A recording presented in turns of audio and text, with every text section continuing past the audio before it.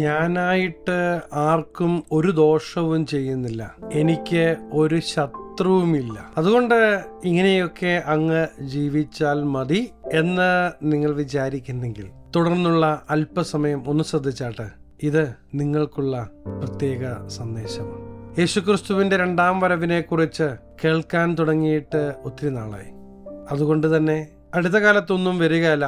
ഉള്ള സമയം അടിച്ചു പൊളിക്കാം എന്ന ചിന്തയിലാണ് നാം ജീവിക്കുന്നത് എങ്കിൽ ദൈവവചനത്തിന് നമ്മോട് സംസാരിക്കാനുള്ളത് ഒരുപക്ഷെ ദൈവത്തിന്റെ വരവ് കുറച്ച് നാളുകൾ കൂടി നീണ്ടേക്കാം.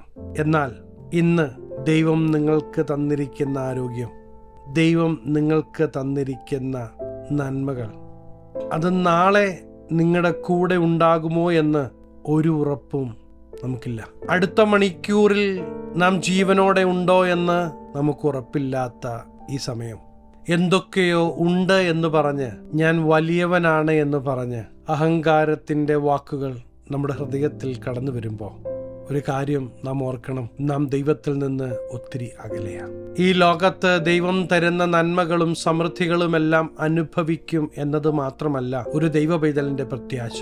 ഈ ലോകത്ത് നിന്ന് എന്ന് മാറ്റപ്പെട്ടാലും നിത്യതയിൽ ദൈവത്തോട് ചേർന്നൊരു വാസമുണ്ട് എന്ന ഉറപ്പാണ് ഓരോ ദൈവ പൈതലിന്റെയും പ്രത്യാശ. ആ ഉറപ്പ് പ്രാപിക്കുവാൻ ഇന്ന് നമുക്ക് കഴിയുന്നില്ല എങ്കിൽ നാം ഒരു അപകടകരമായ ജീവിതമാണ് നയിക്കുന്നത് എന്ന് ഓർമ്മിപ്പിക്കുവാൻ ആഗ്രഹിക്കുകയാണ്. അഭിമാനത്തോടെ ഞാൻ നേടിയെന്ന് ഇന്ന് പറയുന്നതൊന്നും നമ്മുടെ ശരീരത്തിൽ നിന്ന് നമ്മുടെ ജീവൻ വേർപെട്ട് കഴിഞ്ഞാൽ പിന്നെ നമ്മുടേതല്ല.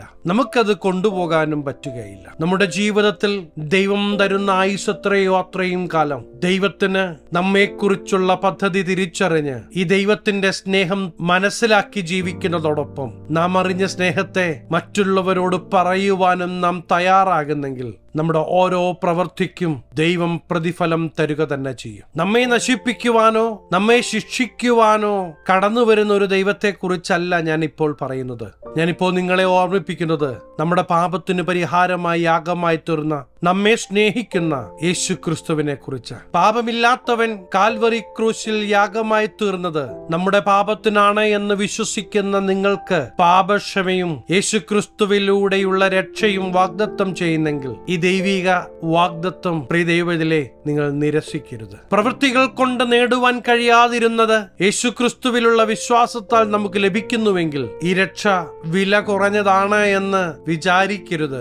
യേശുക്രിസ്തു നമുക്ക് വേണ്ടി വില കൊടുത്തതുകൊണ്ടാ യേശുക്രിസ്തുവിലൂടെ നമുക്ക് ഈ രക്ഷ ദാനമായി ലഭിക്കുന്നത്. നമ്മുടെ ജീവിതത്തിലെ എല്ലാ മേഖലകളിലും ഉറങ്ങുന്ന ഒരവസ്ഥയാണ് എങ്കിൽ ദൈവത്തിന്റെ വചനം ഓർമ്മിപ്പിക്കുന്നത് ഇനിയും സമയം വെറുതെ കളയാനില്ല, നിങ്ങളൊന്ന് എഴുന്നേൽക്കണം. ദൈവം തരുന്ന ആരോഗ്യം, ദൈവം തരുന്ന ആയുസ് യേശുവിനു വേണ്ടി പ്രയോജനപ്പെടുത്തുവാൻ നിങ്ങൾ ആഗ്രഹിക്കുന്നെങ്കിൽ പ്രവർത്തിക്കുവാൻ ദൈവം വിശ്വസ്തനാണ്.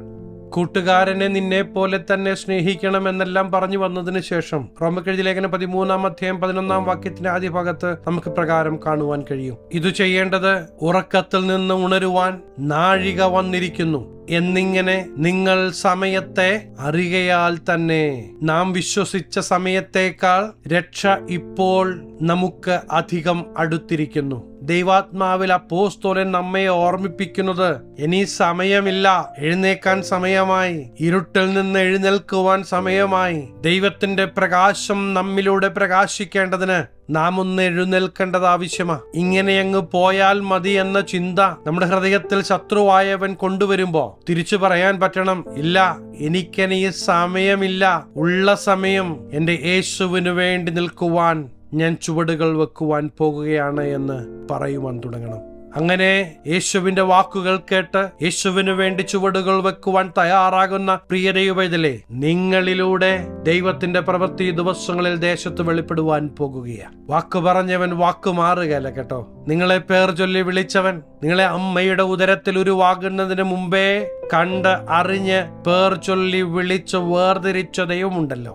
ഈ ദൈവം ഇടയ്ക്ക് വെച്ച് നിങ്ങളെ ഉപേക്ഷിക്കുകയില്ല. മറ്റാരൊക്കെ നിങ്ങളെ ഉപേക്ഷിച്ചാലും ഉപേക്ഷിക്കാത്തവൻ നിങ്ങളുടെ കൂടെയുണ്ട് എന്ന് നിങ്ങൾ മറന്നു പോകരുത്. കംഫർട്ട് സോണിൽ ഇരിക്കുന്ന ഒരു വ്യക്തിയിലൂടെയും ദൈവം പ്രവർത്തിച്ചിട്ടില്ല.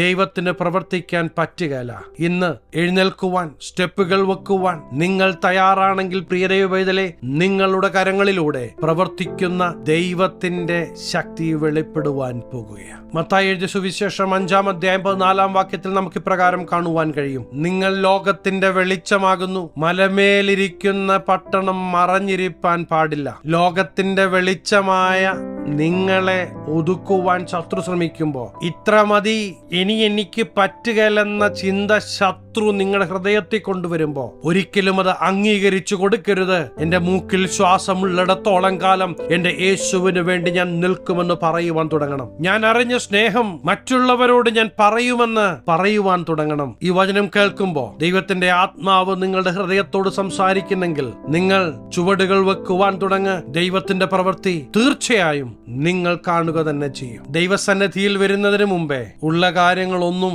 ഇവിടെ വിഷയമല്ല. ദൈവത്തിന്റെ മുമ്പാകെ ഏറ്റുപറഞ്ഞ് ഉപേക്ഷിച്ച ഒരു വിഷയത്തിന്റെ മേലും പിശാചിന് യാതൊരു ക്ലെയിമും ഇല്ല എന്ന് മറന്നു പോകരുത്. എഫെസ്യർക്ക് ലേഖനം 5-ാം അധ്യായം 8-ാം വാക്യത്തിൽ ഇപ്രകാരം കാണുവാൻ കഴിയും: മുമ്പേ നിങ്ങൾ ഇരുളായിരുന്നു, ഇപ്പോഴോ കർത്താവിന്റെ വെളിച്ചമാകുന്നു. കർത്താവ് നിങ്ങളുടെ ജീവിതത്തിൽ വരുന്നതിന് മുമ്പേ ഇരുളിന്റെ അവസ്ഥയായിരിക്കും നിങ്ങളുടെ ജീവിതത്തിൽ. എന്നാൽ ഇന്ന് കർത്താവ് നിങ്ങളുടെ ജീവിതത്തിൽ വന്നു കഴിഞ്ഞപ്പോൾ നിങ്ങളുടെ അവസ്ഥയ്ക്ക് മാറ്റം വരികയാണ്. നിങ്ങൾ ലോകത്തിന് വെളിച്ചമാകുവാനാ ദൈവം നിങ്ങളെ കണ്ടിരിക്കുന്നത്. പ്രിയ ദൈവത്തിലെ, നമുക്ക് ഇനി സമയം കളയാനില്ല. ഉള്ള സമയം ദൈവത്തിന് വേണ്ടി പ്രയോജനപ്പെടുത്തുവാൻ ഏൽപ്പിച്ചു കൊടുക്കുക. സ്വർഗം സന്തോഷിക്കുന്ന ദിവസങ്ങളായി ഈ ദിവസങ്ങൾ മാറട്ടെ.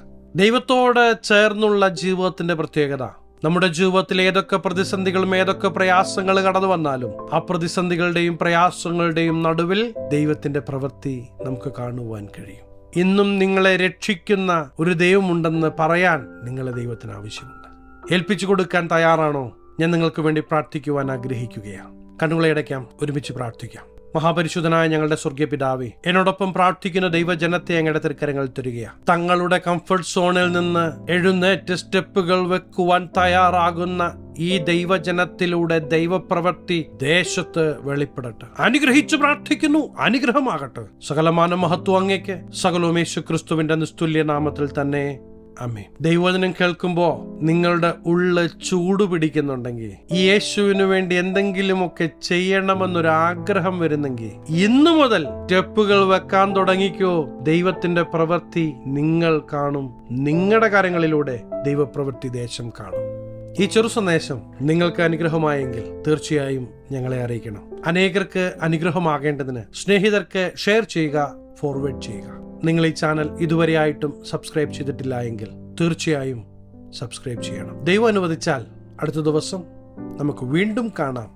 Stay blessed.